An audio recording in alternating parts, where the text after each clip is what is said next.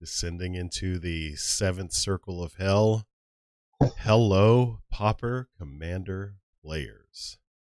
So, I never meant for this to be a series, and for every Rules Committee member I add, the more of an anthology this really does become. It is a continuing conversation. I wish that, well, eventually I hope to get us all in a room together somewhere, right? But until then, we'll just have to make do with one at a time. The person I have in front of me, Ruffigan, the man, the myth, the legend. He's been around as long as Derek, right? Yes. As long as Derek. So this is one of the OGs of the fam. Today we're going to leverage some of that knowledge. We're going to talk a little history. We're going to talk where Ruffigan is interacting in the webs. If you don't see him on the Discords, he's occasionally in the PD the home base Discord, but not really anywhere else. But we'll cover that as well. So, my man, thanks for coming in and joining us. Let's tell us a little about yourself. So I'm Ruffigan. Real name's Connor. So I've been playing Magic since like Return to Ravnica came out. That was my first set. Actually, I bought all my cards from a garage sale. So actually, all the cards I started playing with were all from Tempest. I started playing. It was actually 60 card multiplayer. Was the first format that I played when I started. Just a lot of issues with that format. But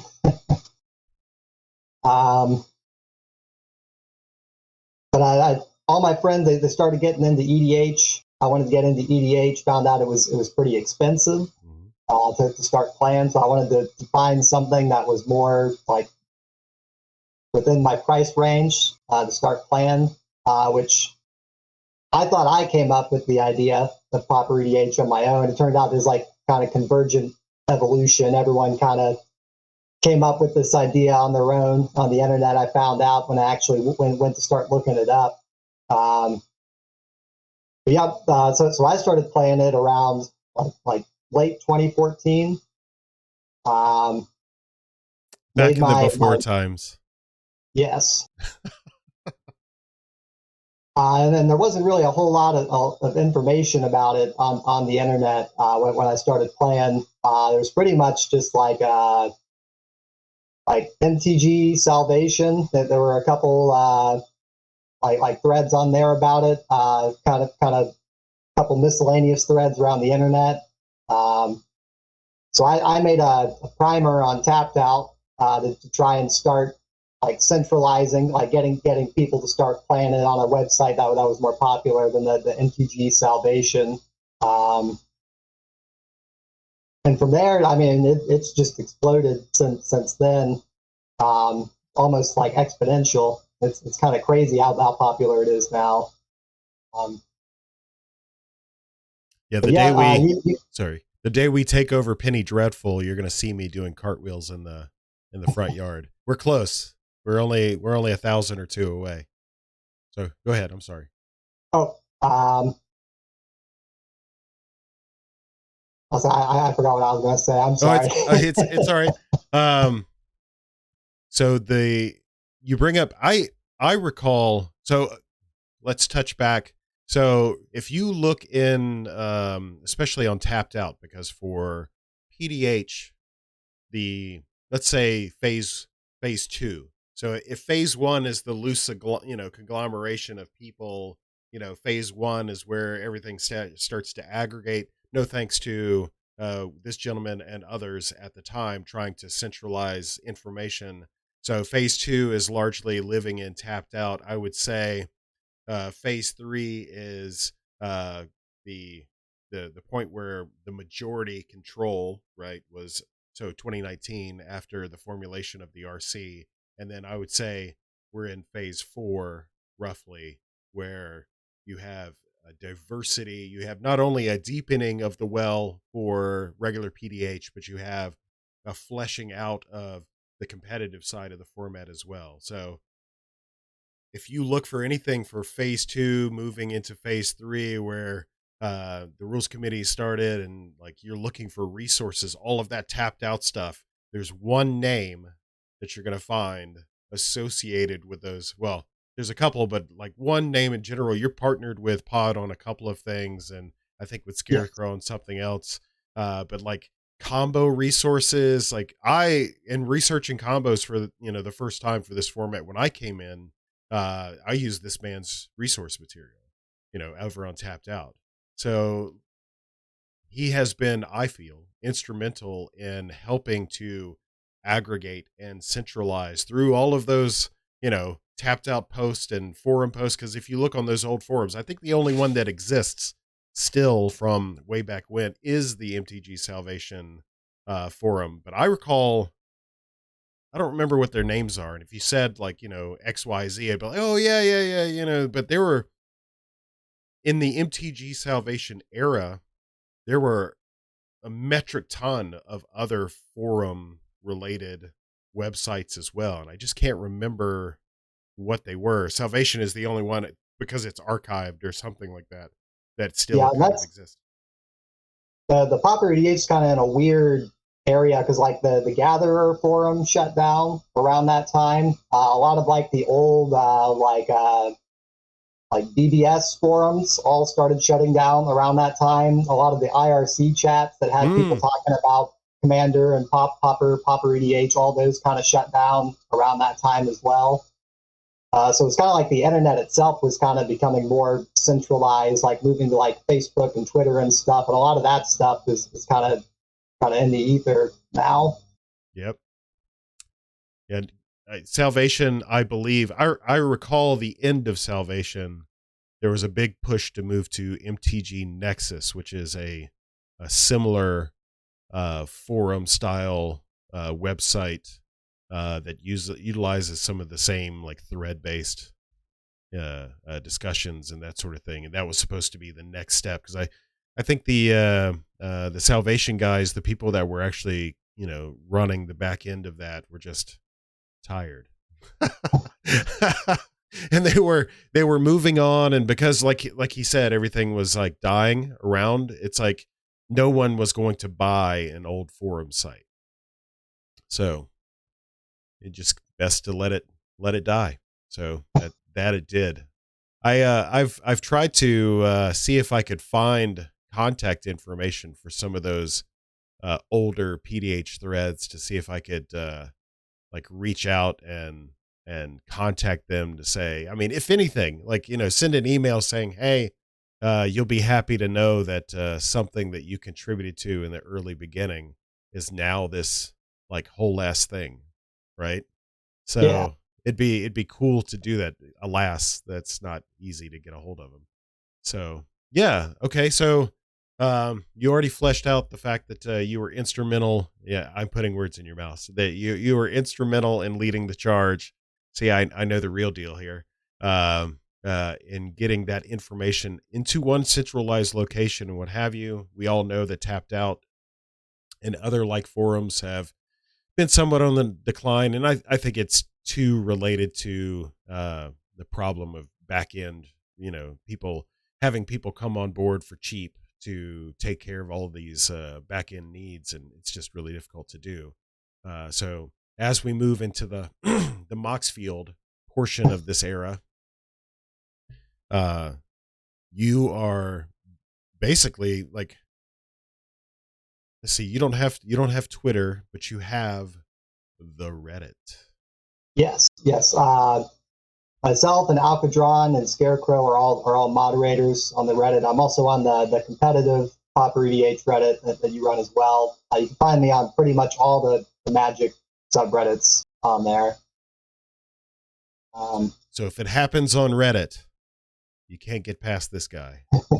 So, have you interacted? Because so to kind of help the viewers round this out, we'll talk about this more when Pod comes on. Hopefully, knock on some another episode. But so myself, I am, I do the Twitter thing, but it's not my favorite thing, but I do the Twitter thing, but I'm largely engaged in the YouTubes and the Discords and things of that nature.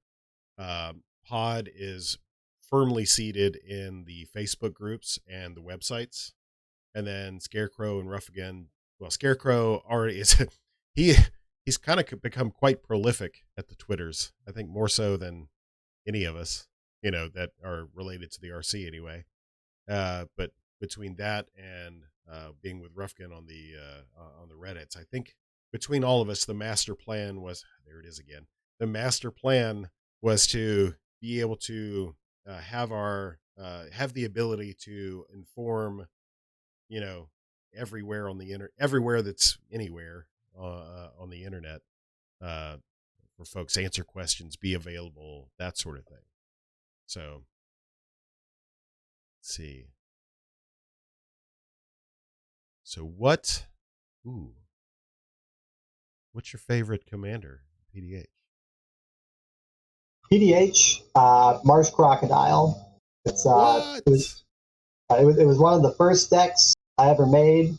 This was before Peregrine Drake was a common, but it was where I discovered the power of Ghostly Flicker. Just like Cavern Harpy, Ghostly Flicker, Marsh Crocodile, flickering some Rotting Rats and all that, beating people to death with my croc. So that one's always been one of my favorites. Phalanx Leader, another one of my big favorites. And the first deck I made was actually a Sea Singer, which is kind of like a mono blue Aikido. Like you run all the Vodalion, can't remember its name. You tap it and you make their lands islands, steal their stuff. So that's always been a really fun one, especially now that Peregrine Drake is a common. You can steal the Peregrine Drake and try and combo off with that if you don't happen to have it in your hand. So. I would have never pictured you as a combo player. We're all learning something today, children. Righteous. So, okay. How often, because I ask, I think I asked both Scarecrow and Paul and Derek the same questions, but I'm not sure if I did so privately on screen. So I apologize if I'm putting you like actively on the spot in front of millions of people. So how actively, like, do you have a scene? Do you okay? So yeah, I know Paul goes. He's in San Diego now. So I know he goes to places there and he tries to grind out, that sort of thing. Do you have something similar for yourself? No, I've tried to set up something like that. I live in Columbus, Ohio. So I've gone around. I've put up flyers in all the local magic stores. I've sat in the magic stores just with my Pauper EDH decks waiting to play. I've given out Pauper EDH decks, but nothing's ever really started. So it's pretty much just been me playing with my friends whenever they've wanted to play with it or playing online. A lot of gold fishing. But yeah, there's not really like a Pauper EDH scene here, though. We got to work on that MTGO legality issue. Then you can get all the time you want. Yeah. Right. Well, yeah, we'll have to. I don't know. Would you be interested in playing a? Well, maybe not a competitive deck, but in a competitive way, because that's half of what CPDH is intent, right? I intend to win, so not to do like fun stuff. Sometimes you can win and do fun stuff, but also sometimes, all the time it's meant to win. Yeah, we'll have to. You heard it here, folks. We're gonna get rough on a stream. One of the legendary tryhard streams. Legendary, yeah. Here I am playing around. Righteous. Okay. So, from the previous, here's some good material setup for you. You've watched the previous interviews, and once again, sorry for calling you out, but everyone who comes on for an interview always watches the previous stuff to see what kind of trouble.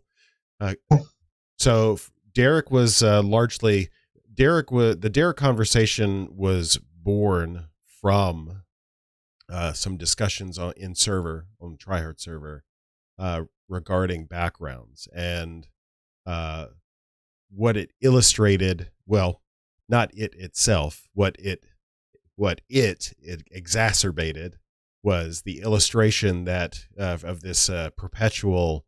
I don't want to say nagging because that's not people in their concern. There you go. Folks in their concern expressing said concern over legality issues with backgrounds.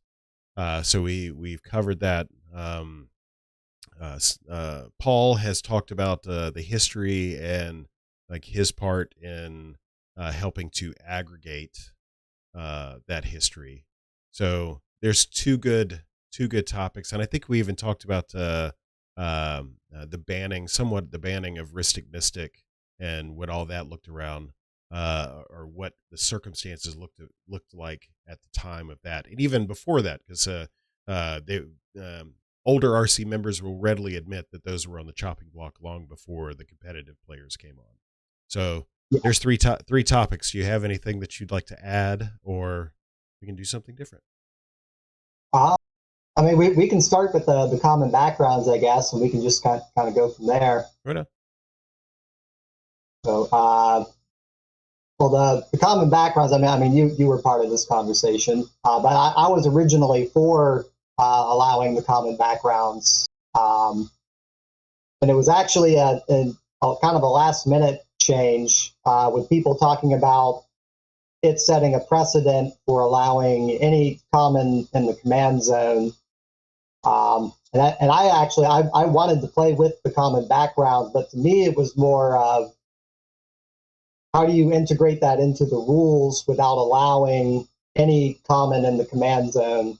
And I mean, that could be just as simple as, just saying any common or uncommon backgrounds could be your commander. But to me, it was really just an issue of rules consistency rather than, my personal opinion on wanting to play with them or not.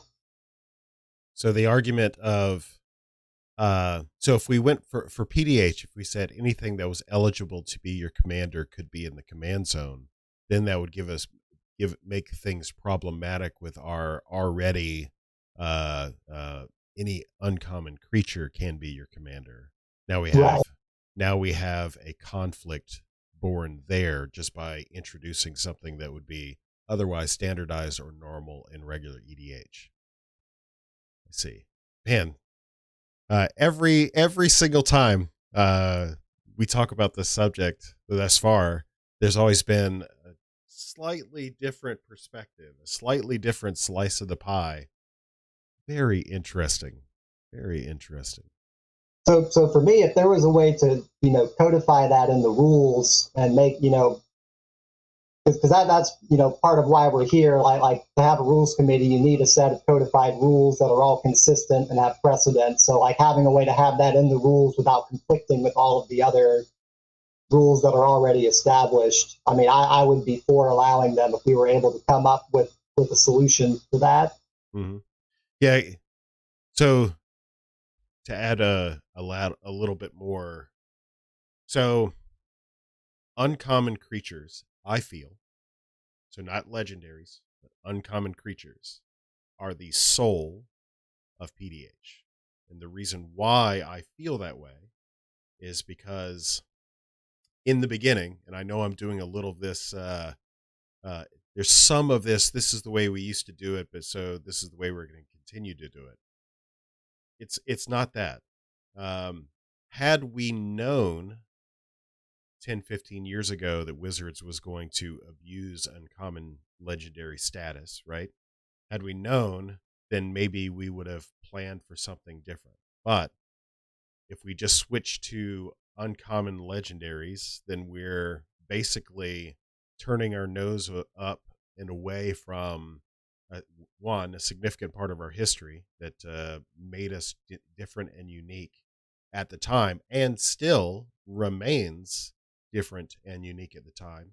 If to expound on that, if the regular uncommon creature like status, if there weren't regular uncommons that weren't providing value, which we get uncommon creatures all of the time that are providing great value to the format as a whole. So that whole long diatribe regarding the essence of PDH, I feel, being uncommon creatures, it's difficult to turn a blind eye to that history, to that concept, to that contribution to the format for the sake of, because we do. Okay, so you take that, I'm gonna hold this right here. So you take that and you pair that with the fact that we try to adhere to concepts related to regular EDH, right?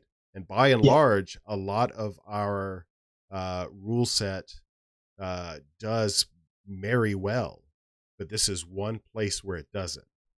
But once again, we are a separate and distinct format. I mean, we're not talking to Sheldon Menery here. We're talking, well, lucky you. We're talking about a different rules community, a different governing body, a different origin story. Sure, you could say that PDH would not exist without regular EDH, but even then, some of the earlier PDH games were 60 and 80 cards or 50 cards, or so people were thinking about singleton formats very differently back then, and trying to pair them off of regular competitive formats, even with card count. So, I definitely, even though I voted for, and I think you may have outed yourself on your vote, I voted for common backgrounds. I'm more open to the prospect of common creatures in the command zone, but I'm also greedy. I want all the toys that I can get. So I will readily admit that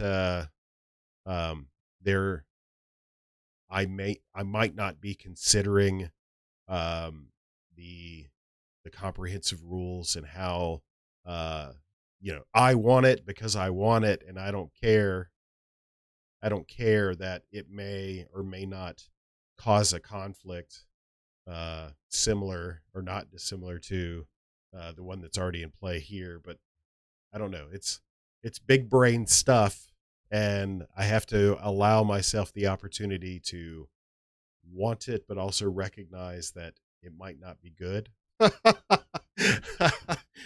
No, because I mean, what is it, Anna? When everyone talks of common creatures in the command zone, what's the one option that it's like a not a Mardu, but it's like a 3-colored option that with that Tamur mermaid or whatever. Yeah, so there's then we can have another color combination. Okay. So just wait, they'll print it. So okay, so that's. Do you have anything more for backgrounds? I feel like as time goes on, this isn't, and also like a timeout for you folks on the receiving end of this. This isn't a rehashing. This is a storytelling. This is if you've listened to anything that I've said, I've probably covered a lot of the nuance of my perspective. I try to afford that same opportunity to our guests who usually they have a thus far anyway, they've had like a very particular decision point, a sticking point, where they could like you just said, I could see it from all of these other perspectives, but I can't see it beyond this. And that's fine. I mean, if that's the thing, that's the thing. And that's why we have 10 people all coming together to try to make decisions on something. We're all bringing something different. Is there anything you'd like to add on backgrounds? I think that's pretty much it. I mean, they're still very playable, even in the 99. So, I mean, I don't think you're necessarily missing. I mean, obviously the decks won't run as well without it, basically being in your opening hand. But I mean, they're still very playable. They're still easy to tutor. So, and to your point there, had they made the uncommon ones the bad ones, or they are the bad ones. If they'd made the common ones rather the worst of the two, then we probably wouldn't be having this discussion. It's the fact that the common ones are the better ones, If it were the other way around, nobody would be. I feel no one would care this much, right? So, yeah. So there's that. Okay. So where were you? So let's go back to the to 2019 and the great reunification. So for those of you who haven't been paying attention, in 2019, there was a larger move by the I don't know. I think you were formalized before then, but I think it was like this new set of RC members who were attempting to be more public. Paul was involved in like an article, and it was just more of a push to be more recognizable out there in the internet world. So take us back. Yeah. So we did have other people in the RC at the time. Their names escape me because they're no longer in the Discord. But we had been, kind of codifying a lot of these rules that people weren't really thinking about at the time, like the adventures, whether or not to use promo printings from MTG Online. And at the time, the common ban list between MTGO and paper was not the same. So we also had to make a decision on whether or not to allow those as well. We basically, went to all the RC members and asked them, hey, like we're going to, start being more open, more public. Like, are you guys still as into this as you were before? And kind of got rid of the people who were not, didn't really think they could have the time commitment to be a part of it. And then pretty much launched a new RC. And we wanted to kind of fix the issues that PDH had. They were having a lot of complaints about not taking perspectives from competitive players or catering too much to casual players. So we wanted to, kind of avoid that, which led to us bringing on some people like Crash and yourself. But yeah, I was mostly in the background talking about that. I mean, I don't really want to be a forward public figure. Bright light, camera, ooh, gross. Well, the camera loves me, I guess.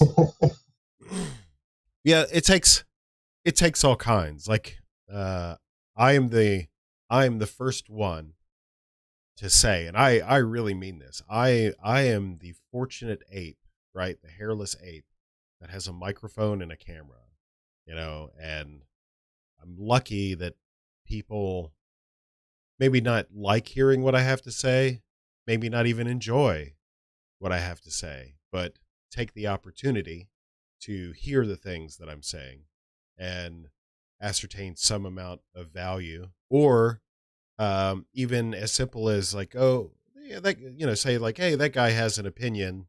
We respect that. We don't agree with it, but we respect that. So I'm lucky. I think that's my greatest contribution to the RC yet is this. This face, you're lucky. Not you, the royal you, we, no. So yeah, like Ruffigan is not the most public facing member. However, haven't you written a couple of articles as well? I did. I when the PDH home base first started, I wrote a couple of like staple articles about. I think it was mostly focusing on mono white because I had a Phalanx Leader deck and a Smith deck as well that I was really into. And a lot of people weren't really wanting to play the monocolored decks as much. I mean, there's a lot of issues, especially further, the further you go back, there's less and less cards that kind of make those viable. But yeah. Yeah. In our research, green is the most underplayed and has the lowest associated wins with it. Green. Does that surprise you? A little, from a casual perspective, that kind of does. So I mean, like the easiest win condition is probably combat damage or commander damage. So I mean, having access to big creatures and ways to protect them and ways to get trample and evasion seems like it'd be pretty good for. Yeah, we've yet casual. And by and large, we say this because we Ryan and I have gotten into for those who don't know, Ryan AKA Papa Popper is in a collaboration with this YouTube venture and stuff like that. And we have been trying to take an introspective look into the data that we're collecting. I think we might have even had our 200th game played and recorded. 200. Can you believe that? 200 games recorded.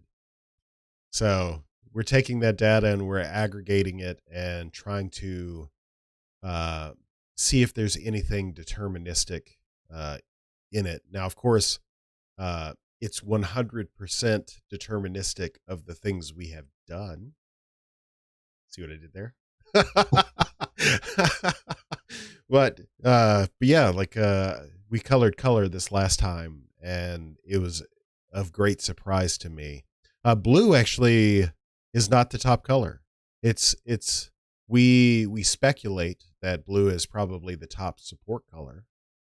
So you'll have like blue X, so a blue black deck that's mostly black, but like blue draw and blue counter spells, So I find it interesting that to what you were just saying, that people are leaning into color pie strengths. So, but to that, we have yet to see a green X stompy deck.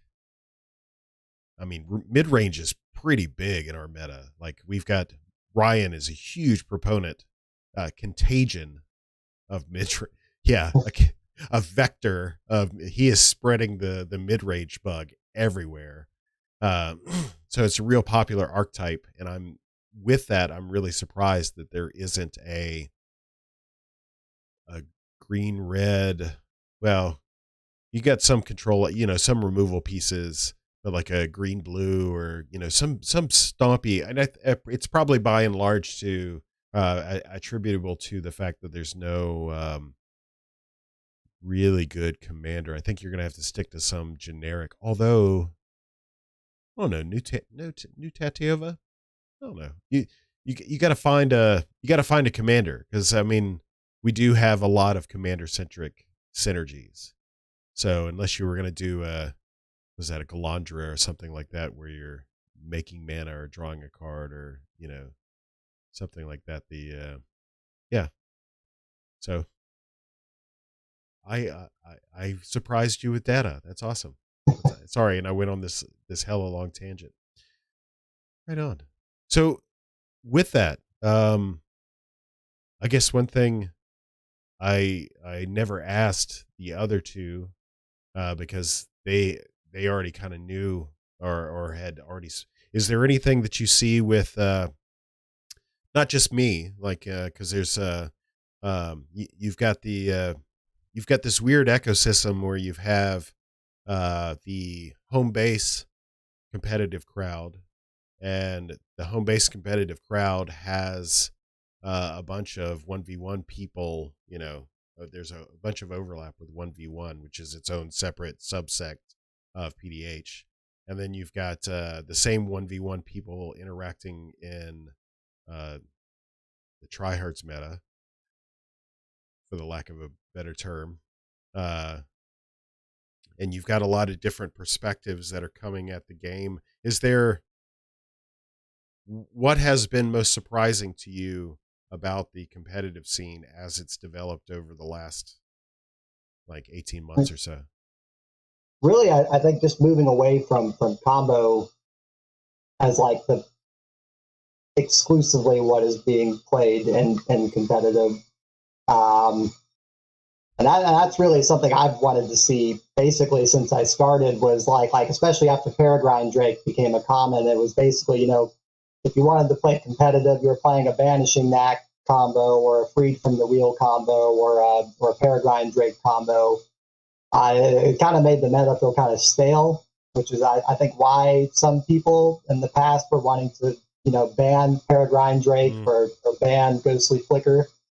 But yeah, it's being fleshed out a lot more, and now that there's less people playing combo, like in each pod, there's more room for other mid-range decks and aggro decks like Zada to actually have some legs, some room to go off. So like true aggro. There's a Dargo Kedis list offered up by Gatorbait TV. I have seen it dole out 130 damage in 9 turns. Right? So it's like, okay. Aggro exists. So yeah, and I too share that sentiment in the fact that I thought there was something more, and I have been surprised and amazed beyond my wildest expectations. I was just trying to get other colors represented. That's all I was trying to do. It's like, okay, we still don't have that mono green CPDH deck, but we're working on it. We're getting there. We're getting there. Well, I mean, I suppose we do. My bad. It's the flicker. There's too many cards now. Oh, the Tamura Sabertooth. Tamir Sabertooth. Yep. So, excuse me. There is a mono green CPDH deck. Right on. Well, we've talked some of the past. We've talked about. I think you alluded to the some rationale for the Ristic Mystic stuff. Wanting to. I assume that you were hoping for diversity with that judgment. It sounds like. I don't really know how much Ristic and Mystic were tearing up regular casual tables, though. In fact, that's a good answer. If you have anything for that, I don't think anybody's. Honestly, I don't think a lot of casual decks were running them just because of the price. Like one of the the main things about Pauper PDH is being able to buy decks for really cheap, and throwing $20 at a Ristic Study is basically a whole Pauper PDH deck. It's like $35-$40 now. Oh shit! It's a whole ass thing. Yeah. Derek and I touched on this a little bit. I think now, all right, so don't blow me up in the comments. I'm going to say this thing that I said before again. I think now that the competitive scene has been fleshed out and are increasingly more fleshed out, and the fact that it's not a combo-centric meta anymore, I think we could take the opportunity to reconsider, Mystic Remora, because it don't care about your beaters that you're throwing down, right? So the value is not necessarily there. Now, it depends if you're playing in certain metas, then it's gonna be Christmas land all over again. But if you're truly playing, I think. So this is something that I'd be curious to get your insight on as well. There's more tournaments planned. They're coming. We're entering the age of the league. We're entering, because we had leagues locally on our server, but I don't really count those. We're forward thinking in that regard by just jamming games and getting research done and all that stuff. But if you just have one place doing it, it's not much of a trend. You have to see that in other places. But we're starting to see other groups. To put him on the spot, Drac V did a Twitter poll basically saying, hey, if we held a tournament, would you attend? And I was like, yeah, I'm turning up. So we're starting to see other places start to consider at least going down the road of offering more and more leagues and more tournaments. Of course, this affiliation with the Budget Brews, we did that tournament, which, Puzzle and Gretchen, if you haven't heard about that by now, just testament to Puzzle and Gretchen. We got a league coming up with that here soon. I'll be playing Tatiova, making some changes. This is controversial, and I apologize. I've played the list enough that I'm going to start making some divergent changes to the stock list out there. So it won't be a lot. It'll be like 5 or 6%, but just enough to accommodate more of an aggro threat, that sort of thing. Whenever I would make my decks and play online, the issue I would have is that, when I was playing with my friends, a lot of the decks were more combat focused, creature focused. So I would be running a lot of little ETB guys to kind of block or prevent edicts or whatever on my commander. Going in and playing online, no one was really, everyone was trying to combo or go off really fast. So I was throwing out these little bodies and they weren't really doing anything. I was just kind of slowing myself down. But now that, the meta is kind of branching out more, there's more space to be running all of those cards. And I think what helped is we started making some generalizations. So I'm going to say it, and of course it's going to make absolute sense, right? So bolt test, right? So we had to start being really considerate of not only commanders that could survive the bolt test, but also impactful creatures. So we too have experience. Like, do you remember that we go through ebbs and flows with it? But do you remember ever hearing of like long grindy games, like 5-hour games and things of that nature? Yeah, it's because we're deploying these like value creatures that don't convert to threats. It's different if you can take a 1/1 and turn it into a 3/3. Right now you're starting to be on the precipice of caving face in, but like 1/1's a winning deck do not make. So we started coming up with these little idioms that we would try to subscribe to in order to, breed creativity, but also like ensure that we were, putting rubber to road and doing the damn thing, as they say. So, yeah, man, I gotta get you in a game. We're gonna have to make that happen. Right on. Well, we're at, for those who are counting, we're at 43 minutes. These things usually go for an hour or longer. It just depends on, what you have to say. And I think I should get out of your way.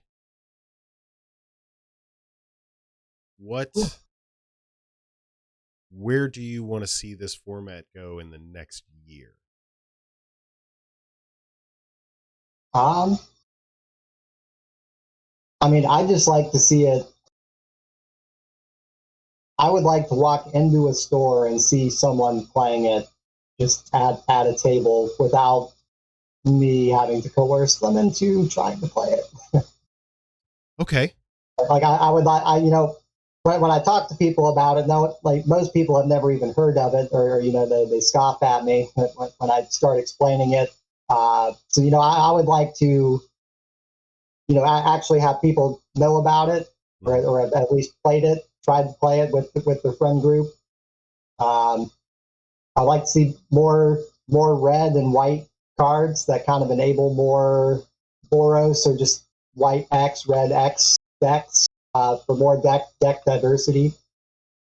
Just like more draw in white or even just in colorless on artifacts or something. Here, let me see. Really, I just want to see people playing Pauper EDH. Hello, Morrow. Yeah, design some cards, bro. I think it's going to happen. We talk a lot about the new. It's years old now, but like Fire Design, and even with the implementation of the PDC, or not PDC, the 60 card Pauper governing committee, right? And how they're actively tweaking that format. I think that's a tell. I think that is them putting stop measures in place because they know things are coming. And I think they want to have that body functioning and ready, so that, and practiced, right? So they've already banned like 8 cards thus far. So they want that group well oiled and practiced, because I feel, this is just an assumption, that they know things are coming down, because they're looking at format, or they're looking at cards 2.5 years down the road. So they know what's coming. And I think it's going to most greatly impact 60 card, hence the formation of this group, yada, yada, yada. This is me being a conspiracy theorist, but I'm getting it on tape now, so that way in a year when I'm right, I can go, hey, that guy was right. 60 yards. So white. And I mean, you can even see them like even just in the Brothers War, like the like Bitter Reunion or the Airlift Chaplain or Recommission are all just value cards and colors that don't normally get them. And I feel like we're going to moving forward, we're going to get 2 or 3 of those in every set. I mean, there's a lot of sets coming out. You didn't even mention the what's that 4 mana cost? Was it 4? 3 mana cost? The new survival cachet, the one that draws a card then gains life for cards. Like that is mono white, draw a card, instant speed, and it's like 3 mana. It's happening. It's happening, and it's got an associated like trailing ability that's not irrelevant. Gain life in a white spell. It's happening.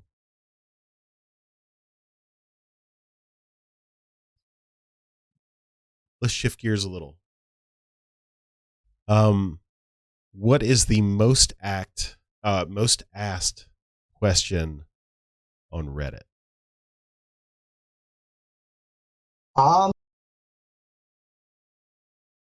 Honestly, it's probably about the common backgrounds.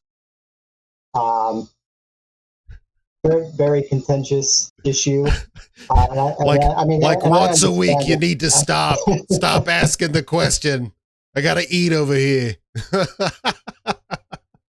But also just people, asking, why are we allowed to use any uncommon creature as opposed to only using legendary uncommon creatures? Oh, that's interesting.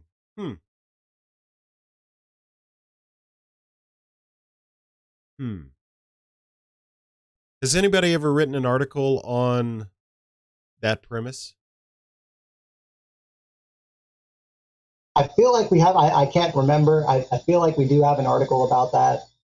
Because there's a video going around of me showing people how to play digital card using Moxfield's playtest feature to play digital cards on Spell Table, and I made that specifically for people who were asking me all of the time, like, "Hey Clay, how are you doing that?" And I'm like, "Okay, this is how you do it. Step A, B, C, D." And I wanted to formulate the quickest way to get from point A to point B and be playing, right? So is there a way, so maybe not in video, or preferably in text, because text is more universal, and then via text you can have knuckleheads like myself just echoing the thing. And maybe we should reconsider if we had previously done it, publishing it, just a small little ditty of like, hey, back when the sun rose for the first time, God looked down upon these uncommon creatures and said, hey, today is your day. Go forth, be abundant.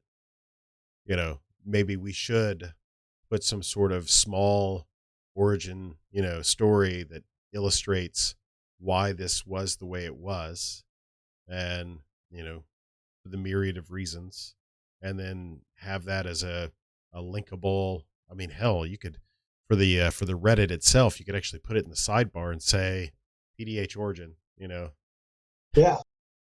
So the reason why I asked that is because I guess I would, if you would have asked me what my guess was going to be, it would have been the backgrounds. That's always a popular subject to cover. But the common versus, or excuse me, the uncommon versus legendary, or non-legendary versus legendary discussion is something that happens often enough. I don't know. I don't get it a whole lot anymore, but when I do, it's just, shame on me. I just explain it away as like, well, this is the way that it is, that sort of thing.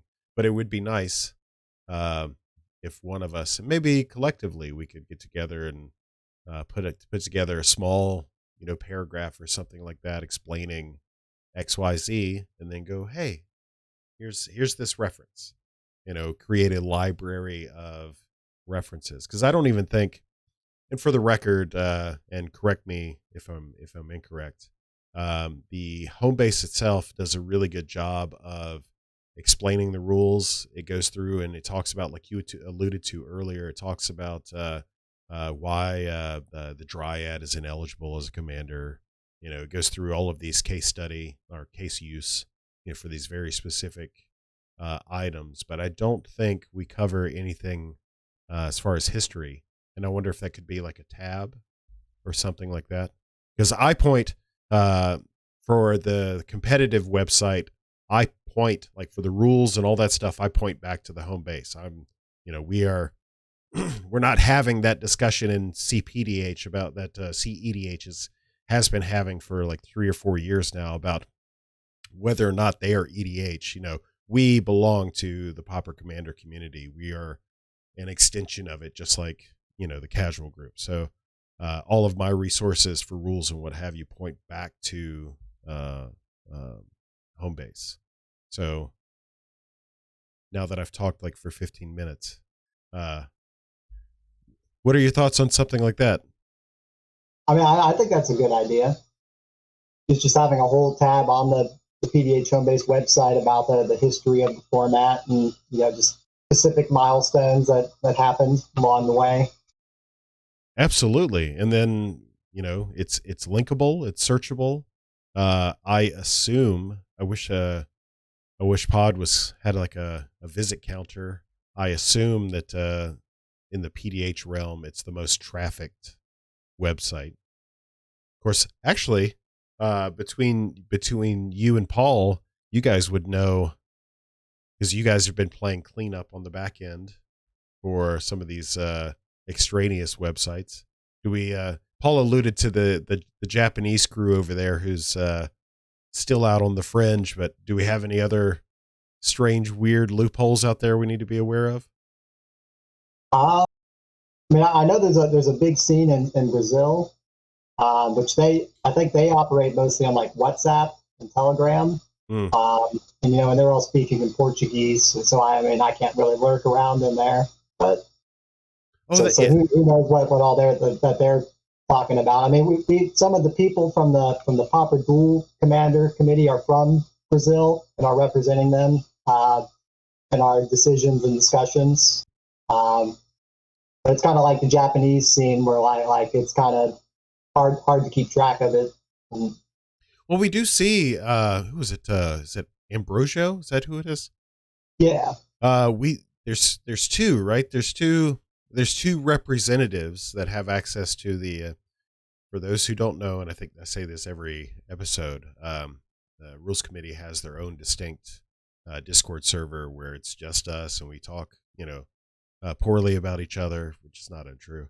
That we discuss the issues and all that stuff. Some non-Rules Committee members are invited because they're serving as a liaison type role or just giving us information.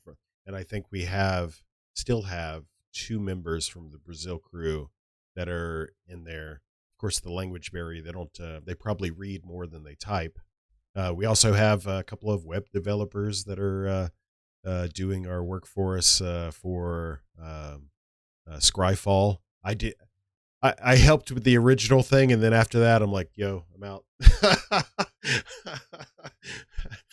So yeah, like regarding the Brazil folks, they have a website. They have that they post articles to, and we can get a sense of what they're doing and how they're treating it based on the information that they're reporting out to the world.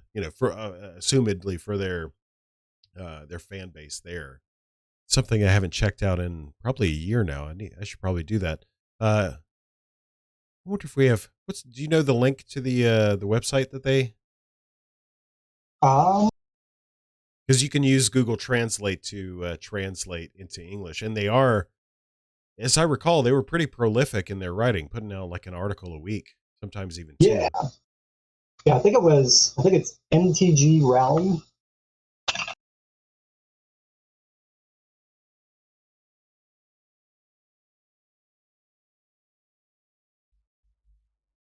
MTG Round.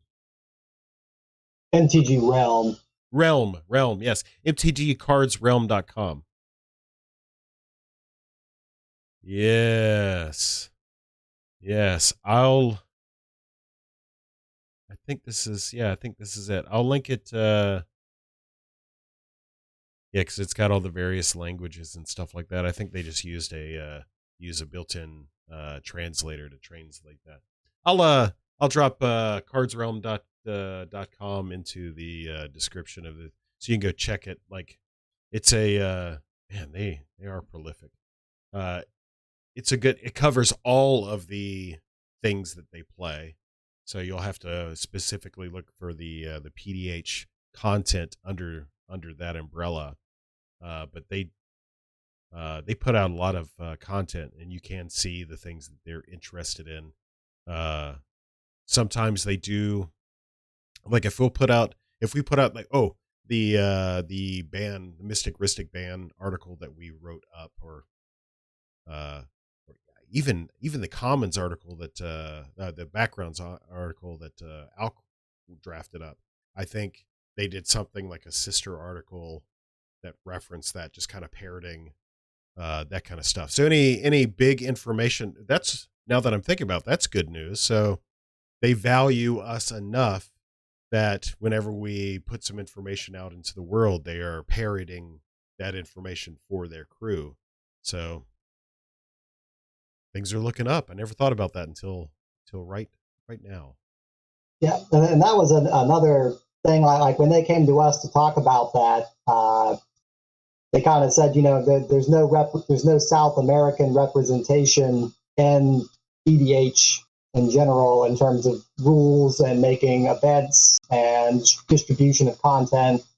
So it was cool to bring them in, into the fold, and that's a massive amount of people that we're now being exposed to. So that said, if you are, and I'll go ahead and take one on the chin, and I think Ruffigan will agree, like snap keep, like when I say it, if you find yourself in Africa somewhere, or well, we already got a couple of knuckleheads from Australia, but even Japan, like, who already has, if they want to go rogue and not follow the Japanese model, if you feel like you are not being represented or what have you, reach out to us. Let's see what we can do to build those bridges. This format is about love and appreciation of the player and the play group, even more so than regular commander / EDH, I think. not to make us sound all pretentious, but I mean, it's basically a bunch of commons. What's the floor pile meta? No, flora meta. We even have a meme inside of this format called floor meta, and it's basically whatever common cards are laying on the floor, you put them together into a deck and you play them. Commander ain't got that, so right on. Well, we've kind of creeped up onto the hour mark. Did you want to take a few minutes, 10 minutes, 20 minutes, however long you have the floor, my good friend, to say anything that you'd like, direct the conversation how you want?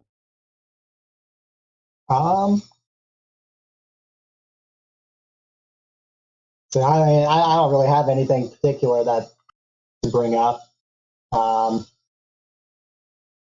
So yeah. I already knew this about my homie here. He's not much of a public speaker, and that's great. He has been. I'm gonna tout him for him.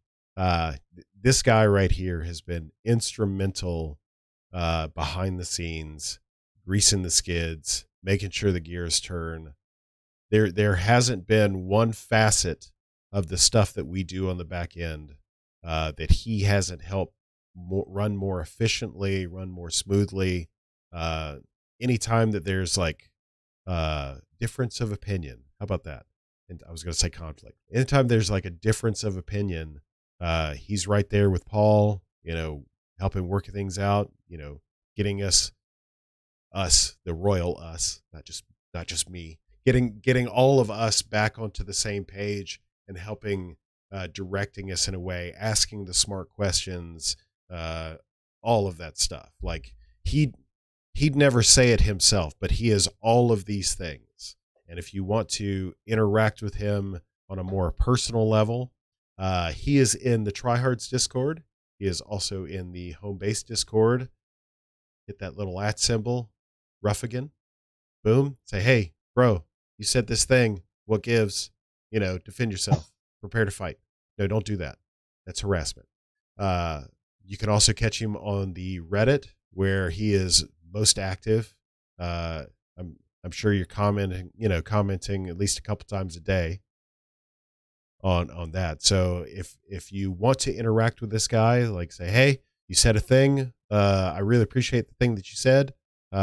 Here's some love and appreciation. Please do that. We all need to feed and water our RC members and make sure they grow. Show them a little sunshine, right? We are people too. So, dude, thanks for coming on. This is my first time seeing his face. I am fangirling the hell right now. Like, he's such a... The veil's been pulled, so... Yeah, he's such a handsome guy. Look at him. I'm all verklempt with his vest and his stuff. It's awesome. Righteous. Well, thank you, my friend. You have been... I truly mean it. You have been a stalwart figure, a figurehead, as it were, in this community behind the scenes. And if anything, thank you for accepting this invitation to, come out from behind the curtain, allowing people to see you, to know things about you. Truly one of a kind. We're blessed to have him. Thank you for participating in this with me.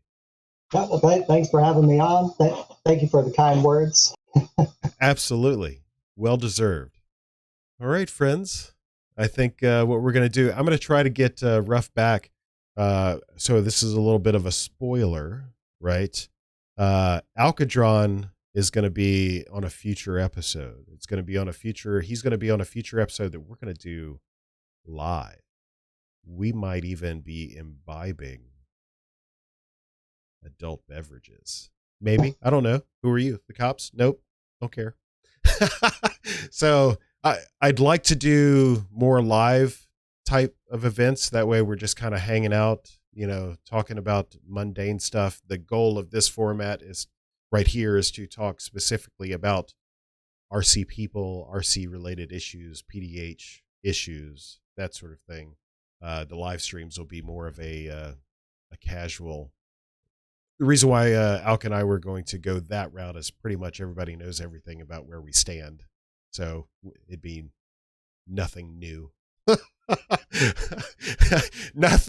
nothing to see here. Move along. So, brother. I mean, you're both very good entertainers. So thank you so very much. And we'll catch you guys on the flip side.